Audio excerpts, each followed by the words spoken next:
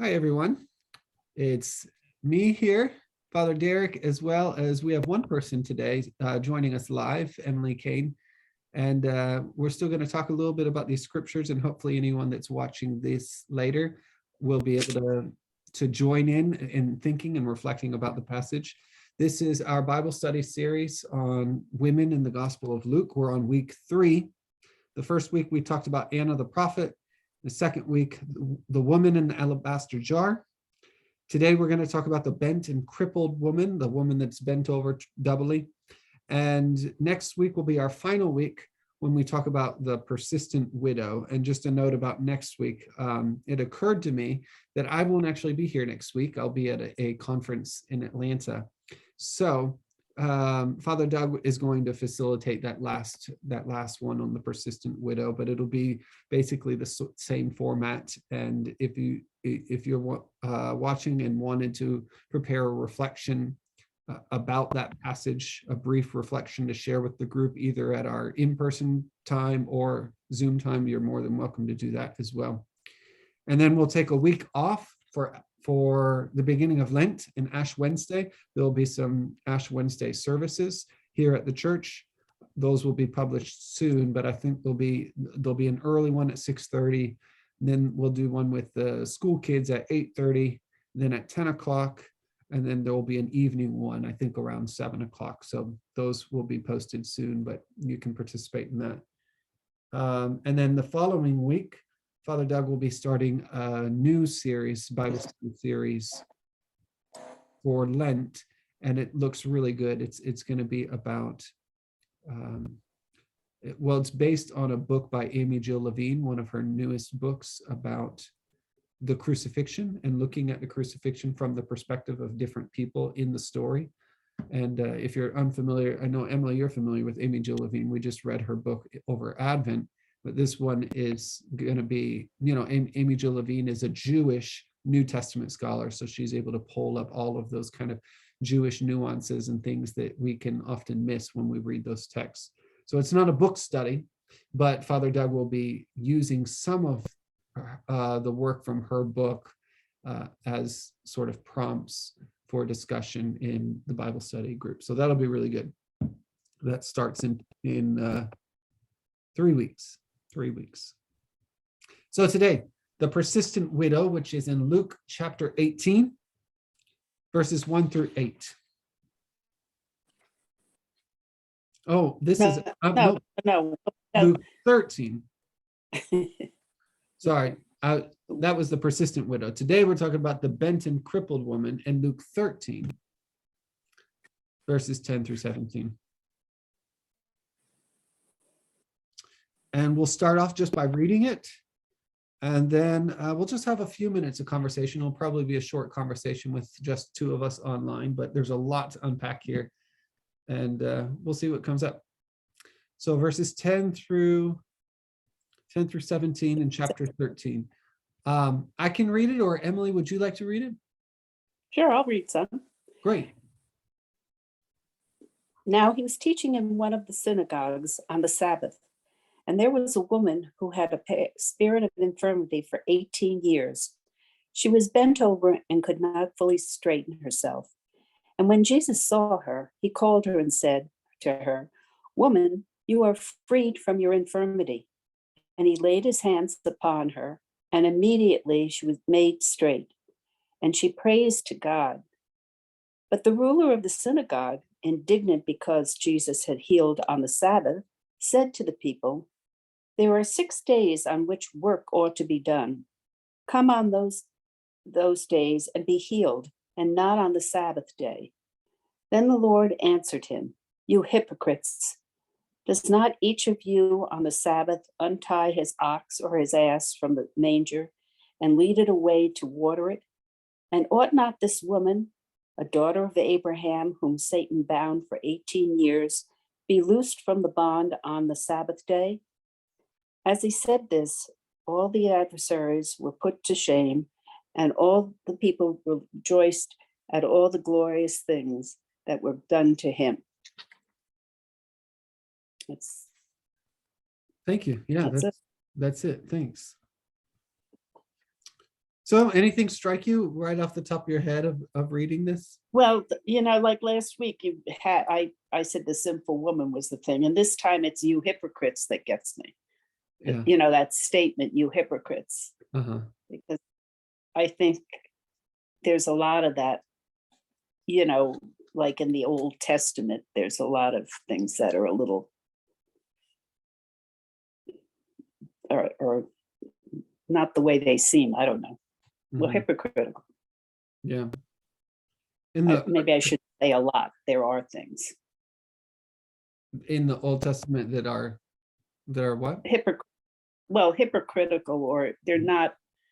Well, they're certainly not the way we see things today. Right. But even then, I think they were not the way common sense would necessarily, like this with the Sabbath day, Yeah. which I know is, I know it's in the 10 Commandment business, but Yeah, but the interpretation of how to follow the Sabbath is what's under question.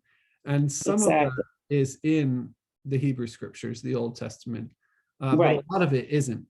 A lot of it comes out of customs and practices of interpretation and things like that.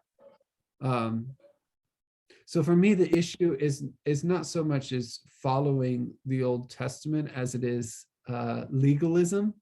And we have that legalism in the Old Testament as well as in the New Testament. And today in the Christian church, this morning we talked a little bit about the question of hypocrisy.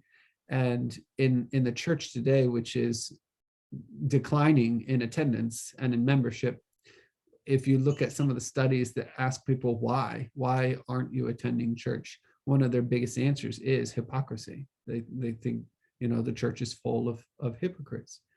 And on one level, that makes sense because the church is full of, hypocritical sinner people, weak people looking for, forgiveness. But on another level, we have people living in the church that aren't always good about following the gospel. And so this person, the leader of this synagogue, the fact that he's Jewish, to me, doesn't really say anything about his legalism, because we have so much of that in our churches today too. Not all the time and not in all places, but sometimes we do. And we get more obsessed with the system and the rules than with people. And we forget what the rules are for. So that's one of Jesus's main themes throughout the Gospels, and especially in Luke, is the theme of the Sabbath. And he says, guys, what do you think the Sabbath is here for? It's here for you. It's here for your freedom. It's here for your rest. It's here for your relief. And so if you're using it as a burden, you're missing the point. And that's the same thing here with this woman is, the Sabbath is here to be relief for I her. gotta go shut the door because those things are there. Oh, yeah. I'm gonna okay. go shut my door because you can hear the machines. Okay. Sound good.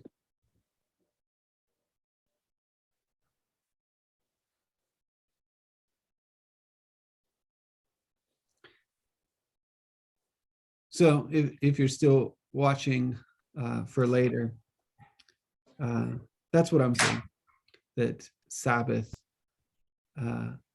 is meant for relief and release and for rest.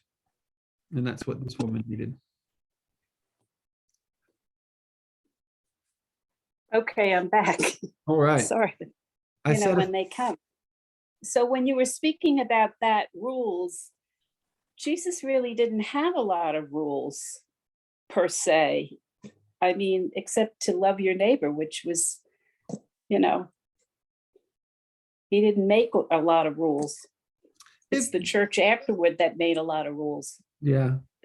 Yeah. I mean, when you read his Sermon on the Mount and he says, don't murder, don't be angry, don't say an oath, don't judge, don't, he says, we're going through Luke's version of that on Sunday mornings right now, the Gospel of the Plains. So there are rules, but they're sort of these big, broad things like, love, as you say, love your neighbor. all of his rules are kind of rules that you follow in order for you have to follow them with your heart and not just with your actions. Yeah. You have any thoughts on the woman, since we're talking specifically about the women in this series? Well, Again, just that she just took X number of years. I can't, what was it, 18 years or something, that she was at this plight, yeah, and that and she came to, and she came to Jesus. I mean, that took a lot, it was a long time before she was right, able to. So she must have had a lot of faith in him. right, yeah. And again, here she's not named. In this one, neither is the leader of the synagogue is not named. But it is interesting. It doesn't say that she came to Jesus, Right, and it right. doesn't He say saw. why she was there. So she came on her own. Maybe she didn't know Jesus was there. We don't Oh, know. well, that's true. And she could have come to the synagogue because it was the Sabbath, and she was there to pray and worship just as she had always done, which is kind of cool to think about, because despite her condition and being bent over, and despite being unhealthy and having carried that with her for 18 years, she still came to the synagogue to So worship. she must have had faith. She had faith, right? And it was there in the synagogue, there on the Sabbath, that she met Jesus. And here Jesus saw her and called her over and said, it doesn't say she saw him. No. Jesus saw her, which is kind of powerful when you think about it, that God sees us first, and calls us to God. We have to be open and aware and attentive, but God is the one that calls us.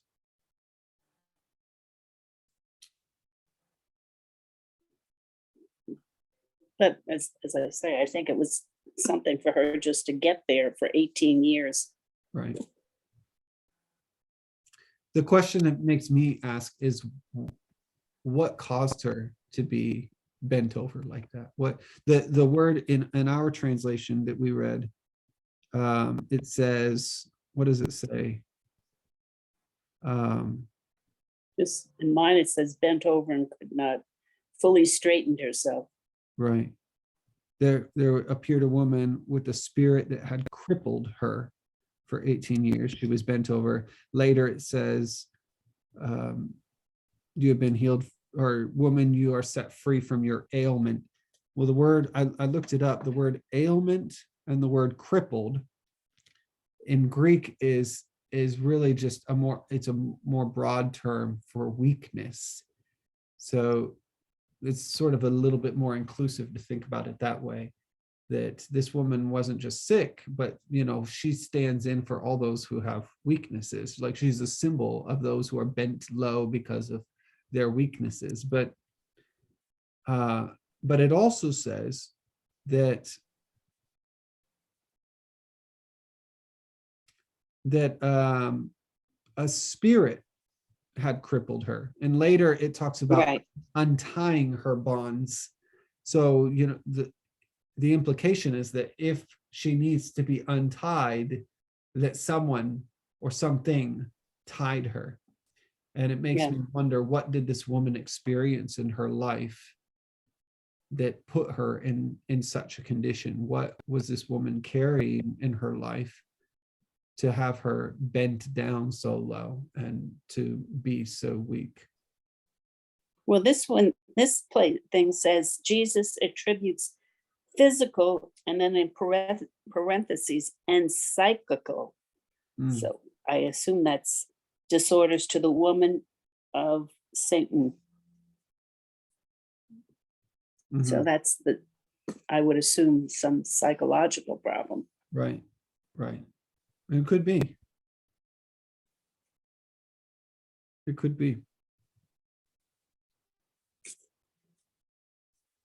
There was something But else. she would have to have the physical problem for him to see her, because if she had just psychological problems, he wouldn't see that in a crowd. Right. Yeah. Well, and that did come up in our earlier session, is that if this woman was kind of bent down low, on one level you can see that she's like that. Oh, for a second there, someone was trying to join and then it disappeared. On one level you can see when someone's bent down, but on another level, a woman that is small and bent down like that would be easy to ignore, or would be easy to kind of not notice in a crowd, because they're smaller. Also, when they speak, someone mentioned speaking low like this, you might not even be able to hear her as well, since she was speaking low.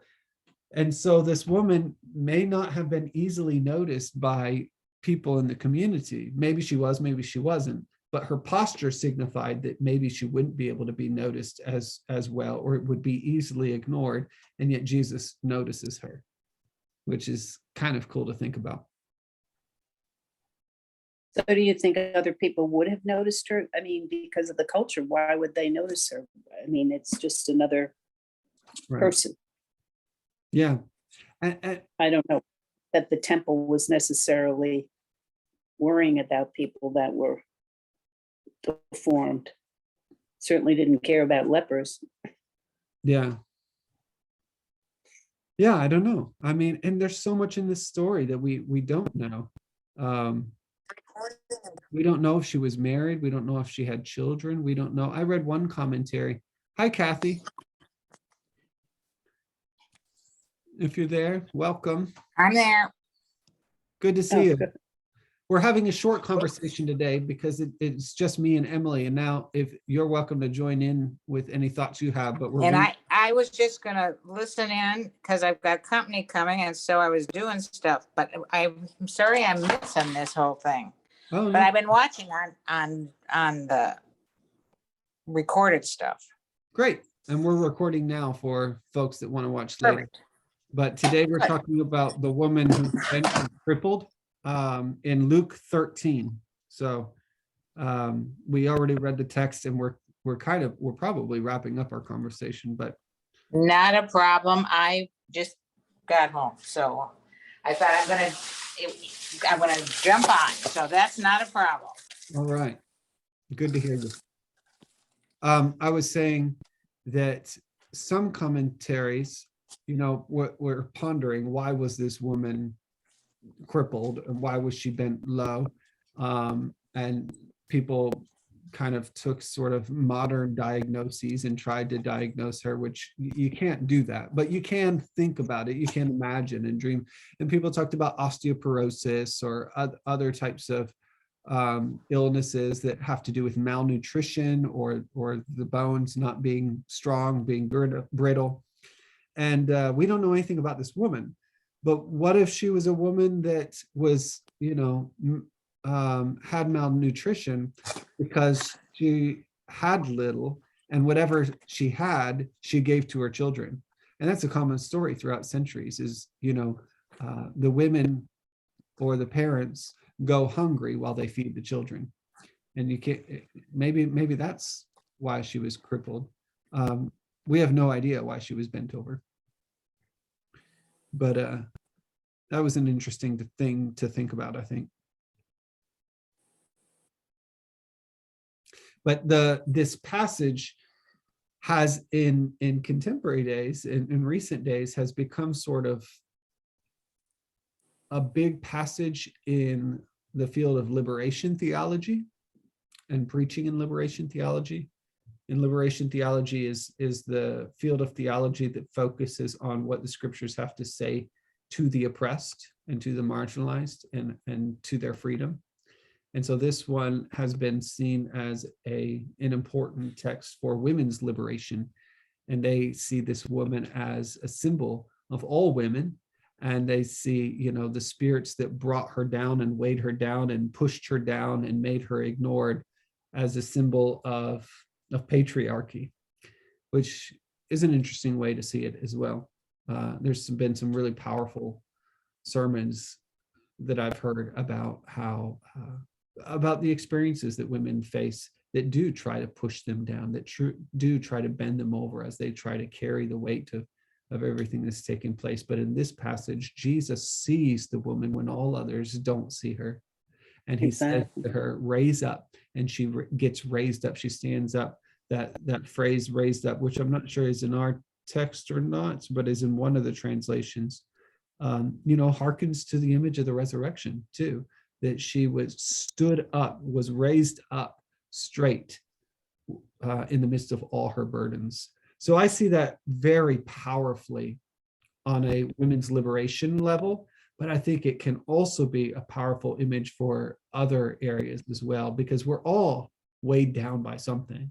We all have certain weaknesses that we carry. And the question for me is, what weighs you down? What has weighed you down for 18 long years that you've been carrying with you? And how do you see Jesus seeing you in your suffering, in all that you're, holding on to, and saying, be set free, and give you the opportunity to stand again and to, experience relief. That's a really powerful way to read this passage, I think.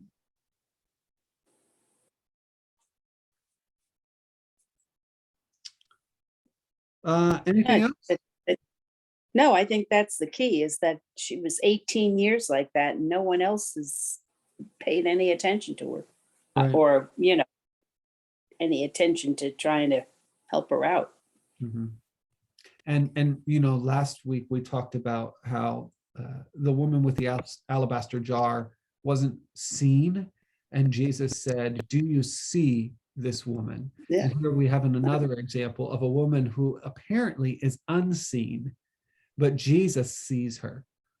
And it says that in verse 12, when Jesus saw her, he called over and said, when apparently other people had not seen her. And even after he had seen her, even after Jesus had seen her, and she was healed, and she stood up straight, the leader of the synagogue, just like last week, the Pharisee, they still didn't see her, and they were concerned about something else. Last week it was about, this woman has a bad reputation. If Jesus just knew that, then he wouldn't be around here. And this week it's about, breaking rules and the systems and not following the Sabbath. The leader of the synagogue is just like, if Jesus would just follow the Sabbath, then, and in both cases, the men are not seeing the women in these stories. And Jesus breaks that pattern in both cases and sees the women. And that's really powerful. All three of these women, though, have faith, because like the first woman, the prophet Anna, she came to the temple continually, so she had faith. And then the next, all three of them had faith, because even though things were bad in their lives or whatever, they kept coming to the temple, and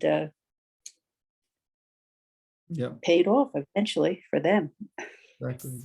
And next hopefully week, it'll pay off for all of us. Yeah.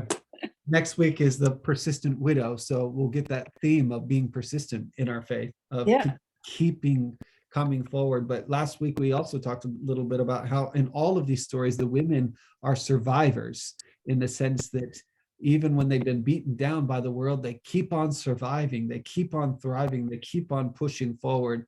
And so Anna, who was a widow for so long, kept on coming to the temple and worshiping every day. And the woman with the alabaster jar, whose reputation weighed on her and past weighed on her, came to Jesus with this bold move.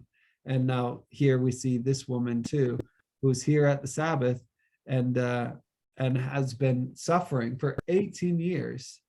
But she's there, she's surviving, she's in the synagogue, and Jesus sees her. Yeah. The faith, that's really good. They all have faith. But these are just little vignette type things. They're not giant things, that are like earth shaking, big Yeah. deal miracles of loaves and fishes and everything else. And Right. yet they're so powerful. Yeah. You just pass by these. I mean, I had this read, I probably paid no attention to it. Right. It's only a couple of verses. Mhm. And it's cool. I mean, when you put yourself in the story, then it starts to open up. I mean, so we could read this passage and say, okay, here's a woman with a back problem. I'm not a woman. I don't have a back problem. For you, you're a woman. Maybe you don't have this back problem, and we move on. Cool. Jesus healed her. But when you think of it more as in like this woman being weighed down by burdens, that's a really relatable experience. There's so much Yeah. there, so much there. And I invited the morning session to a practice of imaginative reading of the text that comes from St. Ignatius, the Ignatian tradition, where you read the text slowly and you close your eyes and imagine that you're there. Like you look around and see, what did the room, the synagogue, look like? What did the crowd look like? What do you hear? What do you see? What do you smell? What do you touch around you? How does the air feel? And like really put yourself in the story. And it's good also to pick a particular character, a particular person in the story to identify with. And I think it would be a powerful meditation to do that with this passage, where you imagine that you are the woman that's bent over, and you're the woman that's been burdened and weighed down by all of these different things. And Jesus sees you. You're the one that Jesus sees in the middle of all that crowd, all of those people. You're the one that Jesus sees and calls to come forward, and you're the one that is healed. That can be a really powerful meditation practice. So I invite anyone that wants to do that, maybe do that and share with us what that experience is like. It was powerful. Well, anything else? Not from me. I think we said it all. Yeah. Well, maybe not all. If you were a great thinker, you could go on. Or if we had more people, a Yeah, bigger because mind they- or more minds. Yeah. Well, glad to have a conversation, even if it's shorter. And I won't be here next week, but I've really enjoyed the last 3 weeks of this class. Yeah, I think this is really great. I like this. Yeah. I'm really sorry that life has been so hectic that I haven't been able to participate in a more full effort, because it's a good thing to talk about. Yeah. Well, that's all right. That's all right. No problem at all. Well, that's Glad- what I said, Kathy. These are just little small things that you would miss. For sure. Yeah. So it's very good. Thank you for doing it. Yeah. Thanks for participating. And Have a good day. you too. Okay. Next time. Bye-bye. Bye, y'all. Okie doke.